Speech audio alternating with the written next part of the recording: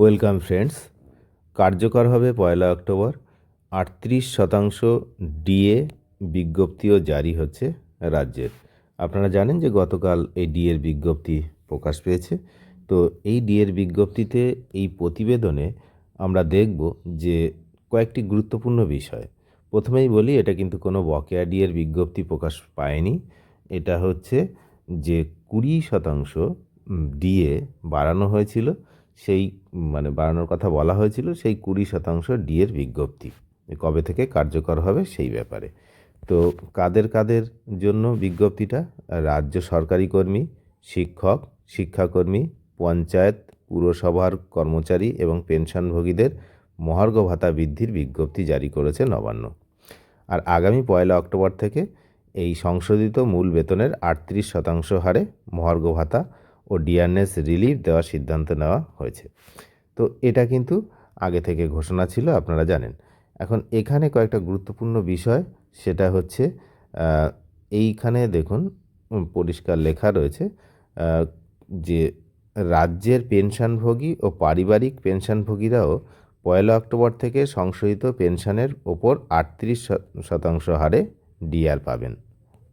আর একটা বিষয়, সেটা হচ্ছে যারা এখনও পঞ্চম বেতন কমিশনের বেতন কাঠামো বা রোপা 2009 অনুযায়ী যারা পাচ্ছেন, পেনশন যারা পাচ্ছেন 2009-এর রোপা যে পঞ্চম বেতন কমিশনের অনুযায়ী, তো তাদের ক্ষেত্রে ডিএ ও ডিআরের হার 171% থেকে বাড়িয়ে 223% করা হয়েছে। এটাও একটা গুরুত্বপূর্ণ বিষয়। 171 ছিল, সেটা এখন 223 করা হয়েছে।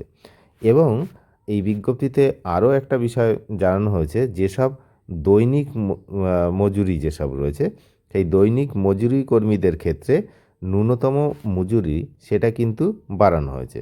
ন্যূনতম মজুরিটা কত করা হয়েছে না, 1 অক্টোবর থেকে এই দৈনিক মজুরি 110 টাকা বাড়ানো হবে।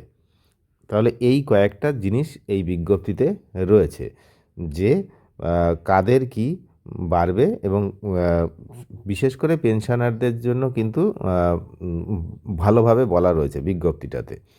তো যাই হোক, এটা হলো সেই বিজ্ঞপ্তি। তবে মঙ্গলবার অর্থাৎ গতকাল রাজ্যের অর্থ দপ্তরের অডিট শাখা থেকে কিন্তু এই বিজ্ঞপ্তিটা জারি করা হয়েছে। আর সরকারি কর্মীদের পাশাপাশি সরকারি সাহায্যপ্রাপ্ত সরকার পোষিত শিক্ষা প্রতিষ্ঠান, শিক্ষক, অশিক্ষক কর্মী, পঞ্চায়েত, পুর নিগম, পুরসভা, বিধিবদ্ধ সংস্থা, অন্যান্য সবার জন্যই কিন্তু এটা কার্যকর হবে, এমনটাই কিন্তু বলা হয়েছে। এই হলো বিষয়, কিন্তু এটা কিন্তু কোনো বকেয়া ডিএ নয়। আর হচ্ছে এই যে বিজ্ঞপ্তি, সেই বিজ্ঞপ্তি প্রকাশ পাওয়ার পর এখানেও এই প্রতিবেদনটায় লেখা রয়েছে, দেখলাম যে রাজ্য সরকারি কর্মীদের নাকি আনন্দের আর সীমা নেই, এমন কথা কিন্তু বলা হচ্ছে। কিন্তু জানি না যে কারা কত আনন্দ পেয়েছেন এই বিষয়টাতে। কারণ ডিএ যে বাড়ানো হবে, 20% যে দেওয়া হবে, সেটা অনেক আগে থেকে বলা হয়েছিল। সুতরাং এটাতে এত আনন্দর কী আছে আমি জানি না। তবে যেটা নিয়ে অনেকেই ভাবেনি, সেগুলো হচ্ছে যে যারা বকেয়া ডিএ পাননি। অনেকেই আমাকে একজন কমেন্ট করেছে, সেই কমেন্টটার কথা আমি আপনাদেরকে একটু জানাই, না জানিয়ে আর পারা যাচ্ছে না। তো উনি বলেছিলেন যে উনি হচ্ছে গ্র্যান্ট ইন এইড সংস্থার, সম্ভবত উনি রিটায়ার্ড শিক্ষক বা শিক্ষিকা। তো উনি আমাকে কমেন্ট করেছেন যে এই বকেয়া যে টাকা, তিনি পেনশন পান এখন, তো বকেয়া তিনি পাননি, যে পঞ্চম পে কমিশনের আওতায় থাকা বকেয়া। তো উনি ঠিক করে রেখেছিলেন যে ওই টাকাটা পেলে ওনার একটা ক্রিটিক্যাল অপারেশান রয়েছে, সেটা করবেন। সেটা নিয়ে সবাই যেহেতু ডিএর টাকা পাচ্ছে, অন্য কর্মচারীরা অনেকে তো ডিএর বকেয়ার টাকা পেয়েছেন, এবার উনি ভেবেছিলেন যে আমি ওই টাকাটা পেলে আমি হচ্ছে অপারেশান করব। তো সেইভাবে বসে আছেন। আর ওনার কাছে সম্ভবত এখন ওই রকম টাকার নেই যে উনি অপারেশানটা করতে পারবেন নিজে থেকে। তো বাকি টাকাটা পেলে তাহলে ওনার কাজটা হয় আর কি। তো এখনও পর্যন্ত পাননি, সেই অবস্থায় বাড়িতে রয়েছেন। তো আমাকে গতকাল কমেন্ট করে জানিয়েছেন। তো বয়স 80 অ্যাভাব আশা করা যায় বা 80-র কাছাকাছি। তাহলে আপনি বলুন যে এই বিষয়টা নিয়ে আনন্দ হওয়ার কী আছে? যে বিষয়টা নিয়ে সবথেকে এখন আনন্দ পাওয়ার দরকার ছিল, যদি সমস্ত বকেয়াটা এই মুহূর্তে মিটিয়ে দেওয়া হতো। বিশেষ করে যারা হচ্ছে পেনশনার এবং ফ্যামিলি পেনশনার, তো তাদের বকেয়াটা ইমিডিয়েট মিটিয়ে দেওয়া দরকার।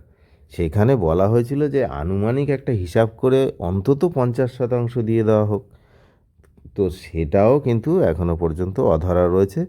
যদিও আমরা কিন্তু খবর পাচ্ছি যে ওএসএমএস যে পোর্টাল, সেই পোর্টাল কিন্তু কাজ নাকি ইতিমধ্যে কমপ্লিট হয়েছে, যেখানে গ্র্যান্ট ইন এইড সংস্থাদের এটা রয়েছে। তো সেখানে আবার গল্প আছে।